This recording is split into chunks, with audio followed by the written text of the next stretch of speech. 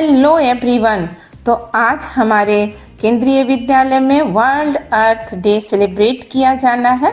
तो मैं जैसा बताती रहती हूँ कि हमारे केंद्रीय विद्यालय में पढ़ाई के साथ साथ अन्य गतिविधियाँ भी काफ़ी होती रहती हैं।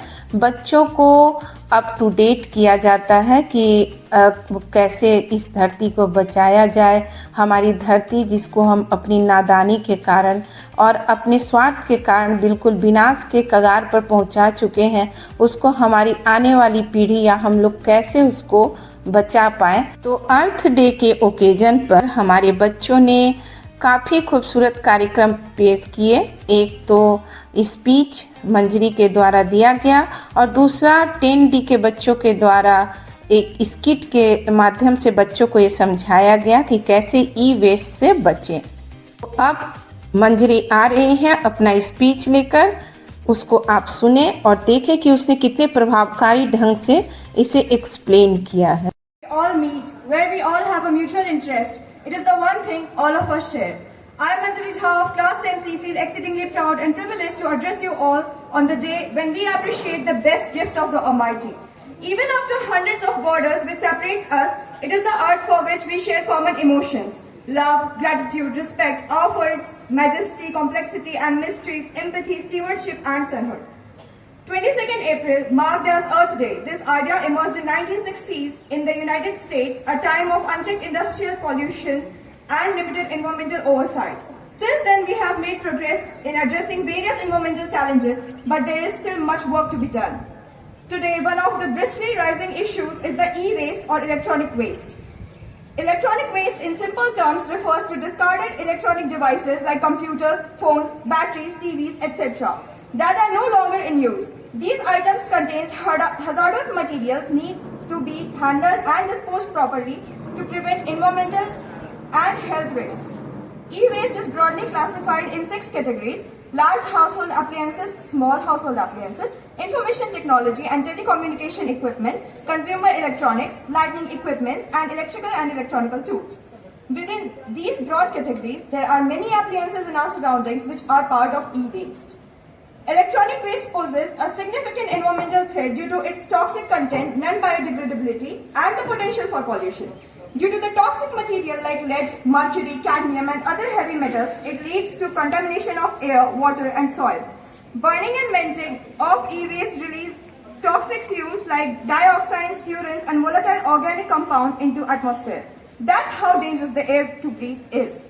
Improper disposal in water bodies directly contaminate water sources affecting aquatic ecosystem. These toxic substances accumulate in the soil, making it unsuitable for agricultural practices. Remember, India is an agriculture-prone country. Do you think this all ends at this point? No, not. It is also a great enemy of our health. Exposure to neurotoxins like lead and mercury can disrupt brain and cause neurodevelopmental issues. It can also cause change in lung function and respiratory issues. Particularly in children, it also causes cancer, thyroid dysfunction, cardiovascular issues, DNA damages, reproductive problems, behavioral change, liver and kidney damages, asthma, etc. The effects on vulnerable populations such as children, workers, residents near recycling sites are more heartbreaking. Now, if we are introduced to the problem, we must look for the solution as well. Some strategies may include a proper design for repair and reuse, extended product life cycle, promote formal recycling system. Schools can organize public awareness campaigns, incentivize recycling, e-waste kiosk, hazardous material management, technological advancement, implement EPR schemes means extended producer responsibilities. By implementing these strategies, it is possible to effectively manage e-waste and minimize its environmental and health impact. Life is not possible without nature, so protect nature by all means. So we must pledge to actively participate in environmental protection and sustainability. The earth won't continue to offer its harvest except with faithful stewardship. We can't say we love the land and then take steps to destroy it for our own use. We must be as selfless towards earth as selfless it is toward us. I hope you will share all you learned and spread awareness, and I believe that we will defeat this problem together. Thank you so much for your valuable time. Today is there to remind us about our beautiful planet. Now tell me, are we caring our planet? It is the only home we have in the entire universe. To remind you about this beautiful little blue planet and the importance of this tiny planet our home, our beautiful home, and all the beautiful things that he provides us, they just get by the students of class 10D. सभी को पृथ्वी दिवस की ढेर सारी शुभकामनाएं। मैं निशा कक्षा 10वीं की छात्रा अपने सहपाठियों के साथ अपनी प्यारी धरती पर एक लघु कथा लेके प्रस्तुत है। क्या आप सभी को पता है कि हम अपनी प्यारी धरती को कैसे बताएं, वो भी एक बहुत बड़े खतरे से, जिस पर हमने बहुत कम ध्यान दिया है। आखिरकार वो खतरा है क्या? ई वेस्ट और इलेक्ट्रॉनिकल वेस्ट। अब सवाल ये उठता है कि आखिरकार ई वेस्ट और इलेक्ट्रॉनिकल वेस्ट आखिरकार है तो है क्या? तो चलिए जानते हैं।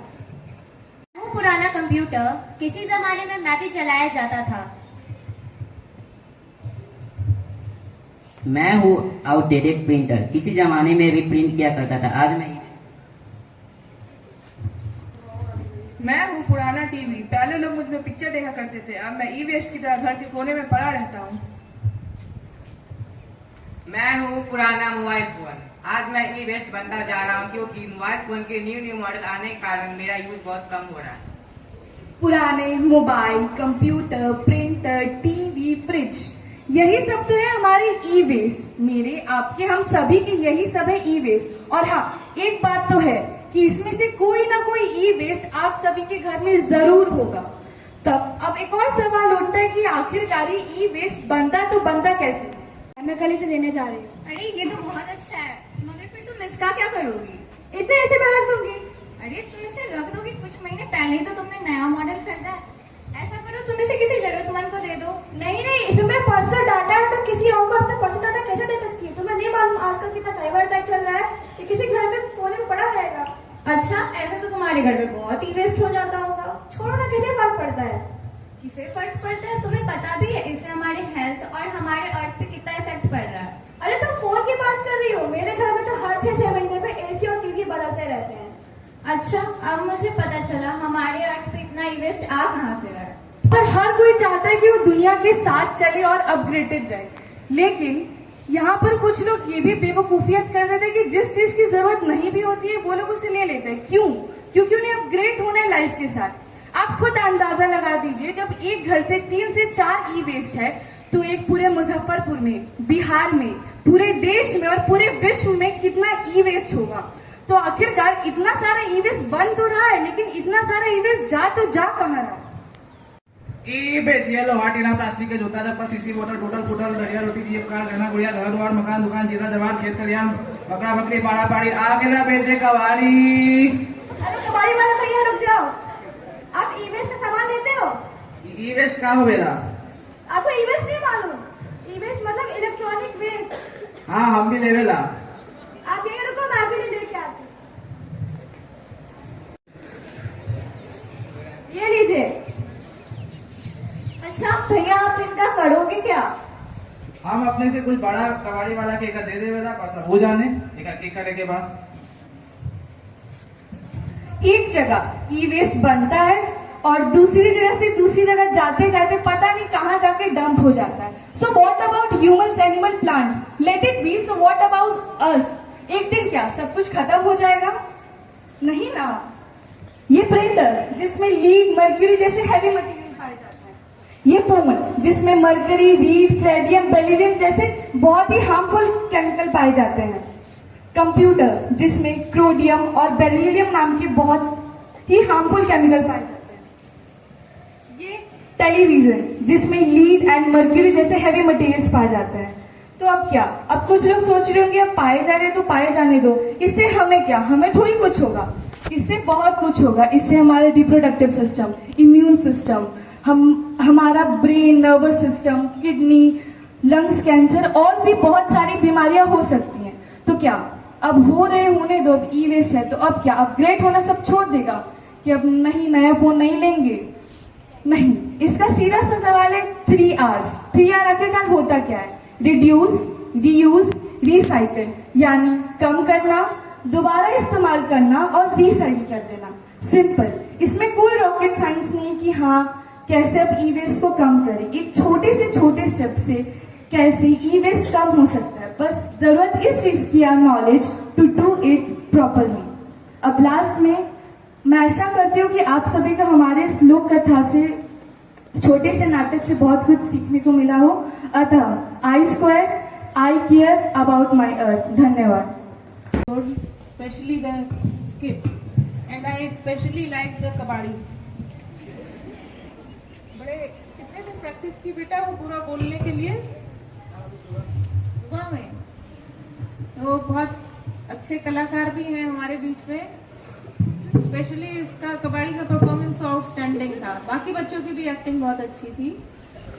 और मैं जो टीचर्स जिन्होंने इन बच्चों को इंस्पायर किया, इनका प्रिपरेशन कराया, उनकी भी बहुत तारीफ करूंगी। That they put up a very good show, and this shows that most of the teachers are taking active interest in the affairs of the Vidyalaya,